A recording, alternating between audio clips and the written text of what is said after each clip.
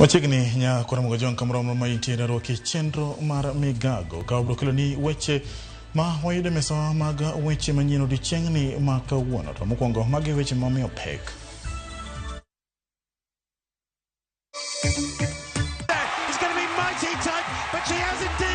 Jong'wech ma pacho ka Faith Kipyegon kod Beatrice Chebet oweyo rekod mar mita 1,500 kod mita 5,000 e piny mangima.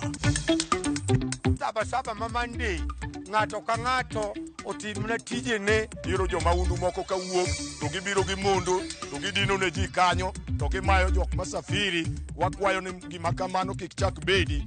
Jodolo ma Migori osemo oganda mondo owere gi ng'anyo ma gikone to kelo mana chandruok. Moko kuom jotelo mawuok hoho mar Okak odok ne jatend piny ewi gedo mar kanisa par jot mare ka gikone mano dhi miyo Kenya bedo machiegni gi Nyasaye.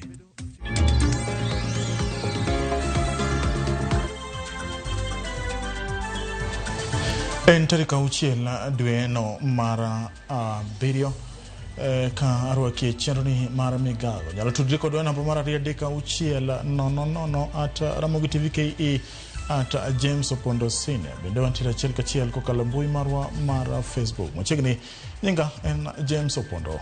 Beatrice Chebet ka achiel gi Faith Kipyegon oweyo rekod mag ng'we mita 1,500 mita 5,000 kaluwore e piem mag Diamond League mane obagi e boma ma Eugene, Oregon. Chebet noweyo rekod mare bang' ringo kuom dakika 13 gi nyiriri 5.6 ma en thuolo mokwongo ma rekod ma kamayo ringi e piny mangima gi jang'wech ma miyo. Kipyegon komachielo ne oweyo rekod mare mar ng'we mag mita 1,500 bang' ringo kuom dakika 3 gi nyiriri 4.8. Kipyegon ma en jahigni 31 yudo rekod ma kamae ndalo machuok tok temo weyo rekod mare e boma ma Paris.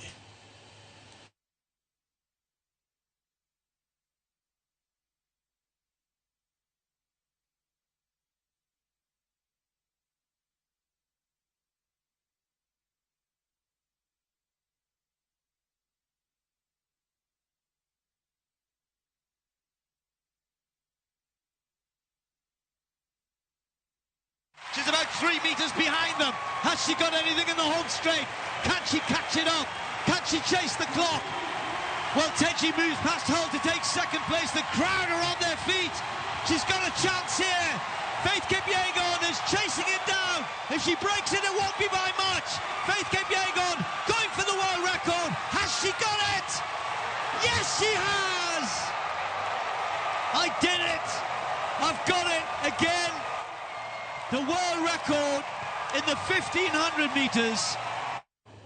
Pochgipaka ne Kipyegon ka achiel gi Beatrice Chebet ng'wego mag Diamond League. Jokenya moko bende noringo magi duto nyakon mogo jongo bro kelo ni kochopo saa 1 gi saa 3. Ka wadhi nyime en jotend kanisa ni kod jokanyo mag bunge la wananchi kaunti ma Migori onyiso rawere kod oganda duto e kaunti ma Migori mondo kik dhi e ng'anyo mar Sabasaba ma ochan kiny ka gipuoyo oganda e kaunti no ma Migori kuom winjo duondgi kendo ne rem bago ng'anyo tarik 25 mar dwe mar 6 mar higa ni. Jojuma nigi ler mathoth. Mana kaka jokanyo mag bunge la wananchi e kaunti ma Migori kod jotend kanisa ne ogolo kwayo mar gin rawere mondo kik dhi e ng'anyo ma oto ne ng'anyo ma chandrik 25 mar dwe mar 6 mar higa ni. Kwayo ma bende ne ochopo kare. Jokanyo mag bunge la wananchi ka achiel kod jotend kanisa ni e kaunti ma Migori bende koro chako golo kwayo machal kod mae ka ikon rawere ne koro kik giwuog oko mondo gidhi e ng'anyo ma ochan tarik 7 mar dwe no bende ong'ere kaka Sabasaba. Ni kuyie ojende beduru na kaka nubedo gi kwecha numoro wakendo nwalamu numang'eny ahinya. Kane wach Sabasaba chakre e ndalo machon, ndalo mag Moi nyaka sani onge gima waseyudo mana kethruok kod inyruok kod thoe makagi kacha. Koro wakwayo ni mondo nyithindwa oyie winje duondwa mondo waketuru kwe kik wadhi e ndara. To jogewa matimo wala yauru wala mondo dhi mbele. Gimoro ni ng'ato biro yandi no ginene mano ng'ama kori biro kawne atua e yore mag chik. Wawacho gi duond bunge la wananchi ni maandamano to onge Migori kaun mande.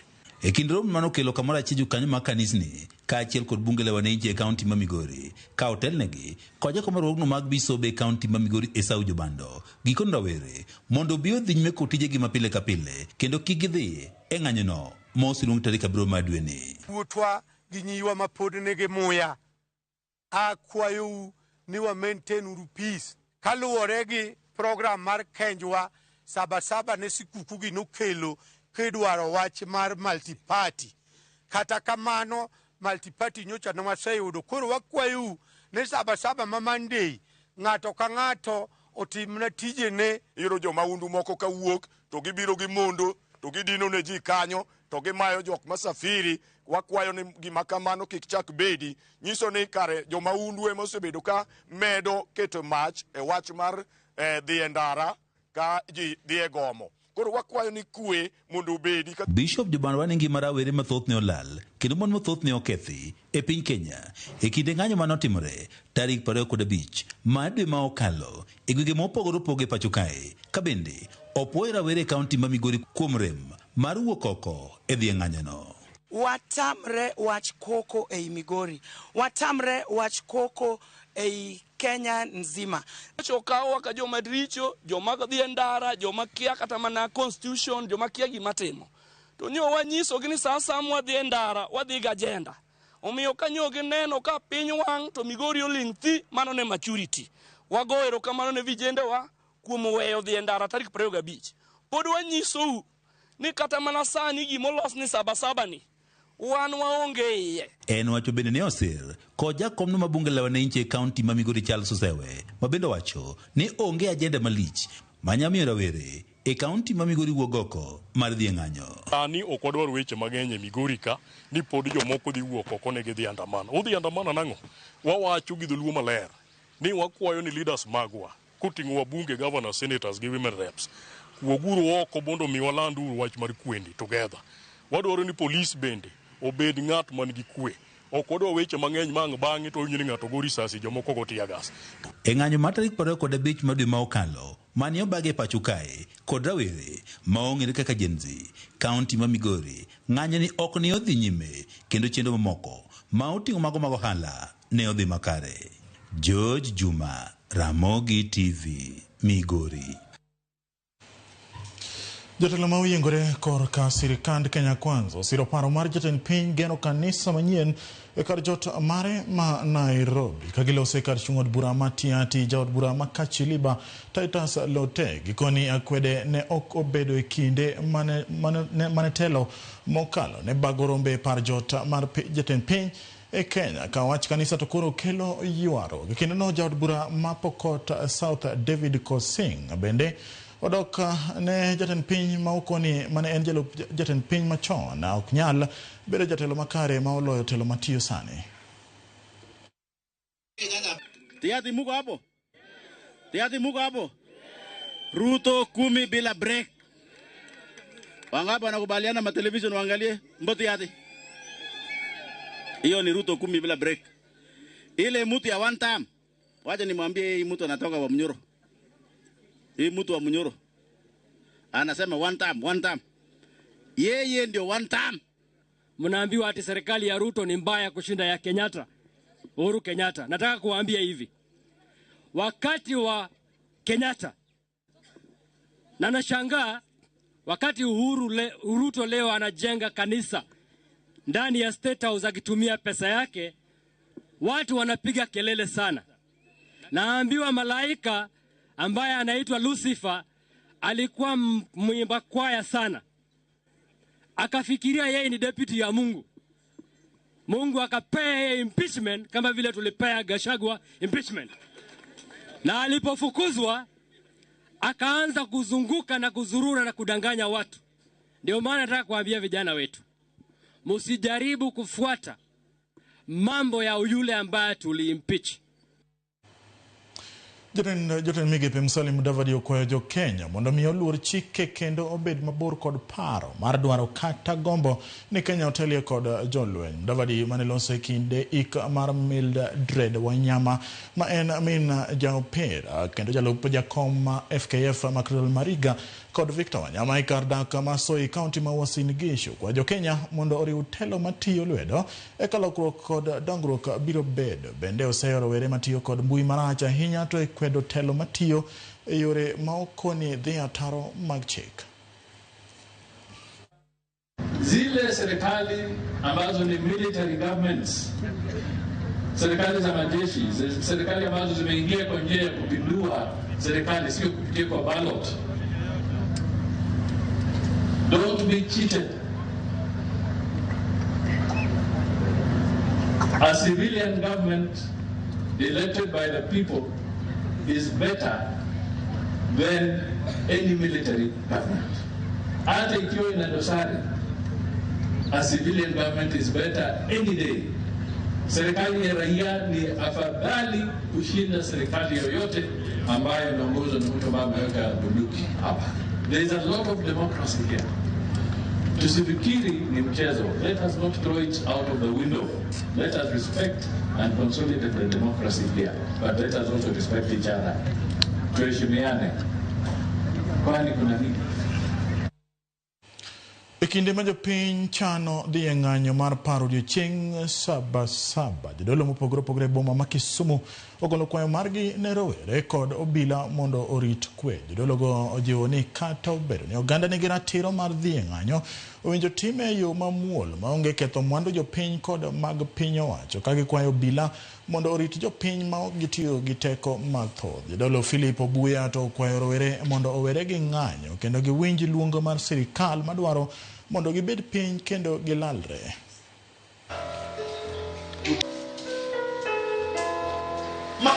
Emomiya kwayo jokanyanam ni kuom ng'wono mar Nyasaye wadhi na e maandamano to kik waketh mwandu mag jothurwa, kik waketh duka mar ng'ato, kik waketh ohand ng'ato, kik wadhi e station mag polis mag sirikal mondo wawang' jowadwa.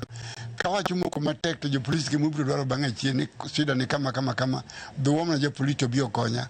Koro ka onge kamoae ok onge ko biro konyo.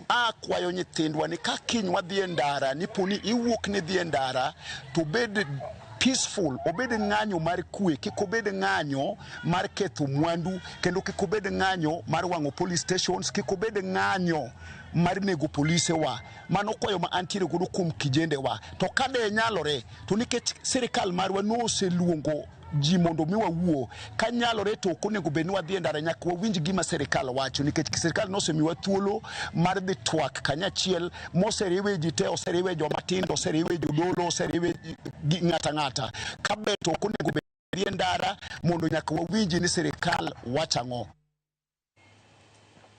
Chenro mag manyo ji mapod olal kaluwore kod masira mar oula masawa mar Texas e piny Amerka dhi nyime ka nyaka sani ji 51 osebedo ngimagi koting'o nyithindo 15. Gweng' ma oyudo midhiero mapek en kaunti ma ma ji 43 owito ngimagi, kama moko 25 mane nitiere kar jot mong'ere kaka Christian Youth Camp machiegni kod aora Guadalupe pok oyud ndachgi. Ulano bende okelo tho e kaunti ma Travis kod Tom Green e kinde ma oganda imedo nyisi mondo obed motang'.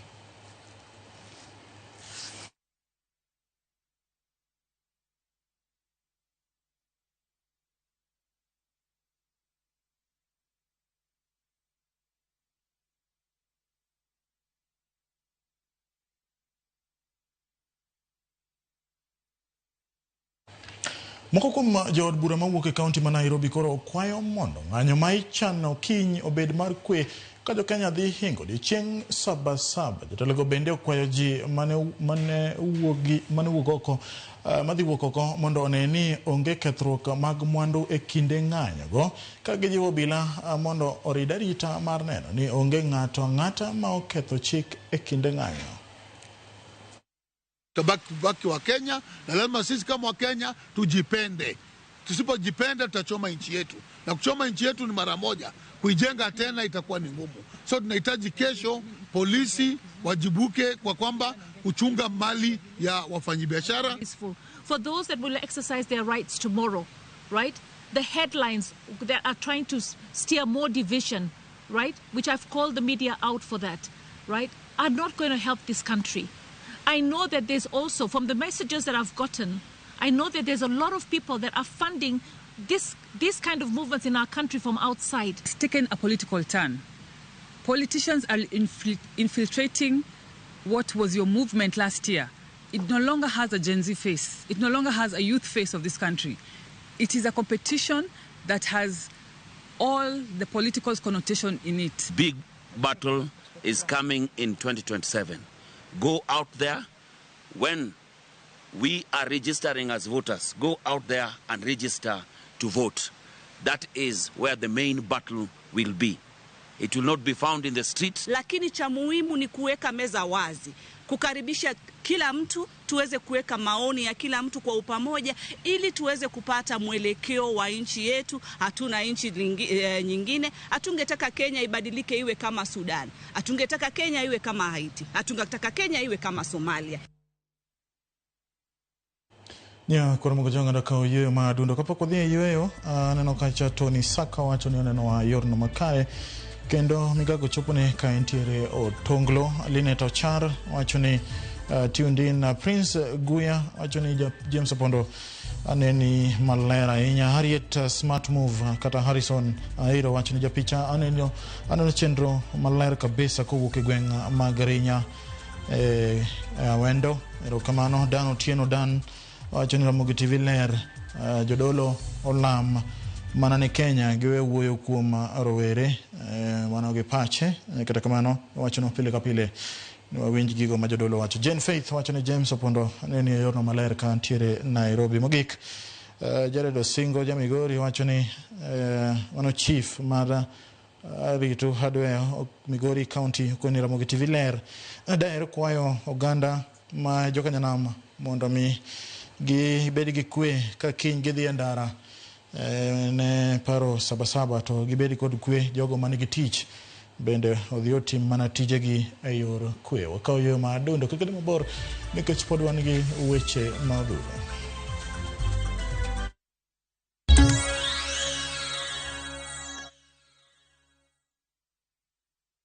Craving an unforgettable African adventure? With View Travel, discover the magic of Africa. Explore Cape Town's beaches, trek Uganda's lush rainforest, marvel at Rwanda's beauty, explore Tanzania's wildlife, unwind in Zanzibar's paradise, cruise Egypt's timeless Nile, or dive into Morocco's vibrant culture. Perfect for leisure, business, school trips, or romance. We craft journeys as unique as you. Tembea Africa na View Travel. Visit viewtravel.com or call and WhatsApp 0703 254 254. View Travel. Dream, explore, discover. Beokudo, Luangni, nyuo kod kudi mamoko, chandi kuom jamni kendo moni loso hala. Idoro konyruok matiyo nyadiriyo. Wakelin Textop 550 EC ma en rageng motegno chia kod jamni magi. En kod clopyrifos kod sapermethrin. Textop 550 EC senego kute, okuodo, luangni, nyuo kod kikun mana kadiemo wang. Ruyath mar Textop 550 EC rapima 20 ml kod pi rapima 20 liters to ibiro gengo jamni kod chia magi ne tuoche machendo. Oruwe kod mo kendo tiyo kinde malach koriembo luangni, nyuogo, kikun, okuodo kendo biro miya rita makare kuom ndalo 7. Lima Agrovet mantie machiegni kodi kasto penj yath mar Textop 550 EC mondo chieg magi kod jamni odage gi makare kendo mi yuto mamalo. Osho, we grow with you.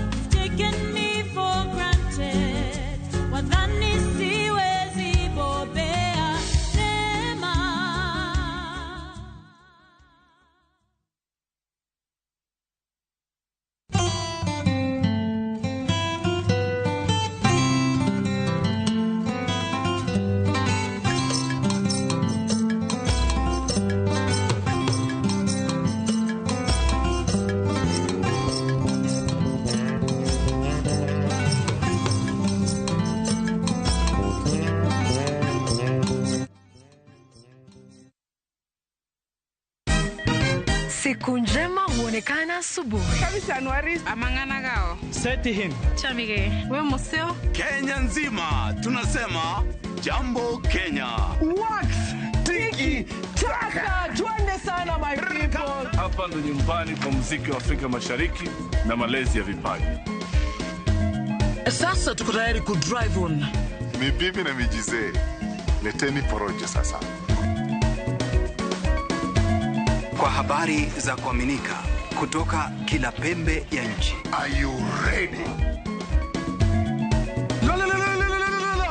Leo kati ya Ingwe na Gor Serikali. Hapa ndio home. Radio Citizen, radio number 1. Radio number 1.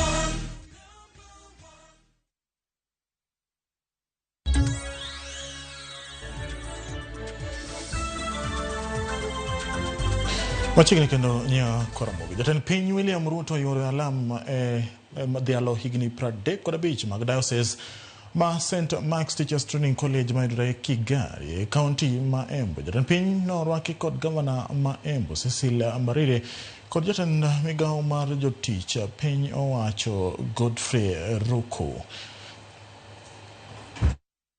Of success and godliness, and may God continue to shine his face upon you.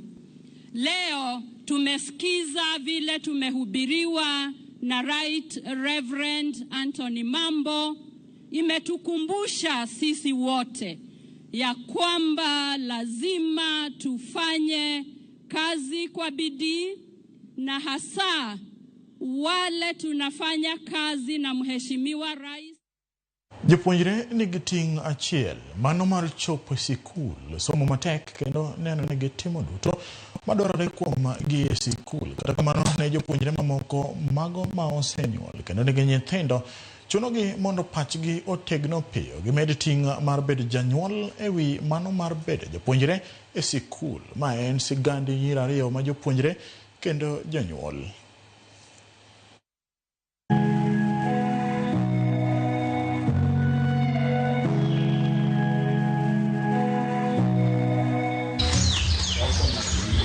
Mama ichololo ma nyabedo wer ma nyathini ni godo e chunye ka oringo odhi romo ne mingi ma oa skul godhiambo. Min nyathini oken kaka mine moko.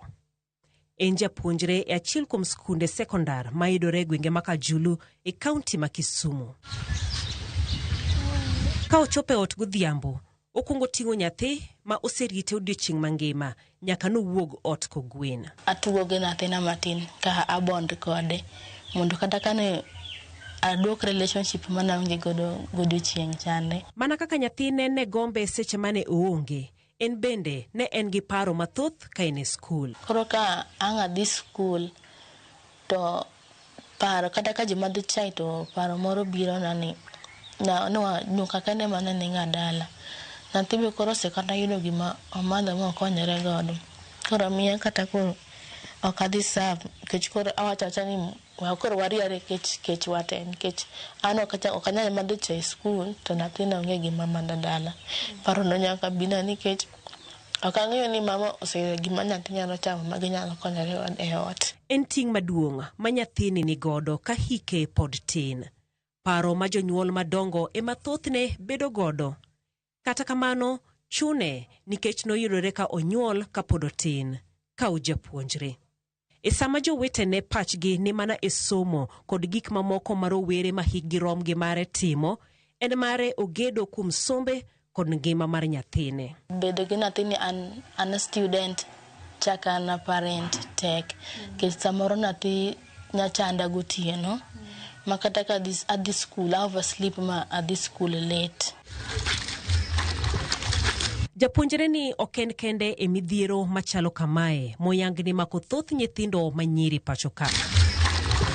Mane gweng' achielno wachakwa romo gi japuonjre machielo ma bende nigi nyathi matin.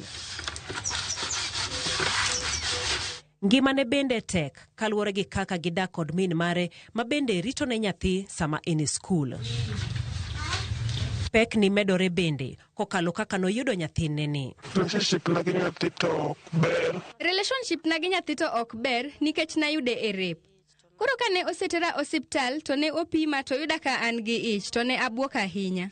Kasebuok to koro nadwa golo ich to mama owacho ni abed go abeda. Koro nadar ku adhi ka antna nabet kanyo manyuol. Koro kane asenyuol to nyathina ne ok ahero ahinya. Koro gotieno ema adhodhe odiochieng' taonge kode buta, koro antna ema ne ng'iye. Bedo ni Nobambe osemiye pek mar rwako nyathino e ngimane, kendo mokwongo nosando nyathine kaluwore gi lit mane en go. Kane aneno nyathina naparo gima ne otimore na chien kocha. Koro ema omiyo ne ok ahere. To kane osechako bet ng'ama bet duong' to ne agoyega. Waduogo dalaku to mama koro ochako ng'iye. Koro ka an but mamwa kamule to ng'ise ni abro goye. Ne ok obedo ne mayot mondo orwak nyathine, kata kamano kaluwore gi sir mar min mare kanyakla kod jokanyo mamoko mane miye hocho nodogo rwake kendo sani orite maber. Koro iwacho ni gima ilamo ne nyathi ka pod thin to biro timore ne mbele. Koro an nalamo ne gani otho. Koro ninyisa ni kata aselamone ni onego otho, kwa Nyasaye ng'wono mondo oritniga. Koro kochopo higa 1 gi dweche 8 ema achako here. Koro nipuonjowa e migawo mane wadhiye kaka onego irit nyathini, kaka onego ing'iye. Rwako nyathino e ngimane ne en okang' mokwongo mar dhi mbele kod ngimane. Noyie mondo doge skul kaluwore kod chenro mar migawo mar somo mar rwako jopuonjre mogamo remo kata mosenyuol odhi mbele kod sombgi. Mokwongo nagombo ni mondo adhi e kos, to mamwa bende ne dwaro ni mondo adhi e skul. Koro joma ne wan go, koro ne advise ni adoga e skul, koro ema omiyo, koro ne aamua ni mondo adogi. Mana kaka nyawadgi mane waloso go motelo, gin mana gi lek mar bedo gi ngima maber, ne gin owuon kanyakla kod nyithigi. Kata kamano, nyaka gikete ratil, pidi kod somo. Balancing to tek nikech seche moko nyathino chandigo tieno, koro ing'e ni kidhi skul to inindo aninda e klas. Koro ne ok focus maber. Skul bende gik moko okiote, ka moko kuom jopuonjre kwedogi kendo neno ni ok owinjo gibed skul kodgi. Nitu vile some students vile koro kane asedok nyuol, body shaming. Koro nan gi del maduong', koro ji siko ka nyiera ni aduong', ok onego be ni abet e klas no, ni onego adhi kata katedo. Koro ka chak bende ka gineno ka breaks time, ka gineno kata ka dhi e choo, kech e school challenges be nitiere ni ka an e school to chak biro. Koro kochopo sa break to chuna mondo adhi e choo, mondo amany kaka biyo chagego mondo owuogi. Koro ka gineno ka timo kamano, gichako nyiero ni mana mama ema nitiere kode wan gode klas kae. Kata bed ni piny owacho e higa ma 1994 noketo chenro mar duoko jopuonjre mosenyuol e skul otiek somgi, ngima ne jopuonjre gi ok yot kaluwore koda kwede magikalie, mae osemono moko kuomgi dok e skul. Nonro ma higa 2024 mar Economic Survey nyiso ni kuom jopuonjre manyiri maromo 10,003 maweyo skul to gamo remo, mana 1,200 kende ema dok e skul. Rem mar chenro ni okelo fuok mar riwruoge moko mag piny owacho temo mar dino. Koro watero gi e counseling mokwongo mondo giyiere ni gimosetimore ni ok nyal bedo reversed. Kaito akweda mar ariyo ma yudore kuom jonyuol, every time watimo home visits gi, watemo jiwo jonyuol mondo gikony nyithindo manyiri gi overcome this situation. Nyithindo manyiri gi be nyaka convince jonyuol gi ni this thing nosetimore to ok bi chak nuore kendo. Akweda mar adek yudore e alwora kuma gidake. Iyudo ka jo friends, wede kata osiepe around kanyo tamo nyithindgi wuoyo, tamo gi bedo osiep gi nyithindo mamoko gineno ni they are bad example, gibro miyo nyithindo gitimre na kopo gima gitimoni. Jopuonjre gi nigi lek madongo e ngimagi. Kata bed ni gin jonyuol ma higi tindo, ging'eyo kendo gitiyo matek mar neno ni ngimagi kod mag nyithigi odhi maber ma onge akweda, kendo gijiwo jowetegi manyalo bedo ni kale weche machal kod magi. Tero ni nyako moro samoro nigi ich to odwaro plan kata ni mondo gol. Anise kigol na ijno nikech ikia gima nyathino no biro bedo in the future. to masa moro kata konyere bende manie school. Anisi ni mondo work hard and work smart mondo achieve dreams ni. Nyithindo gitonge makosa. Nyithindo to onge makosa, ng'ama nigi makosa en ng'ama ne omige. Koro wahera nyithindwa gi nikech seche moko gin ema gibiro konyowa mbele. Jaelieta, Ramogi TV.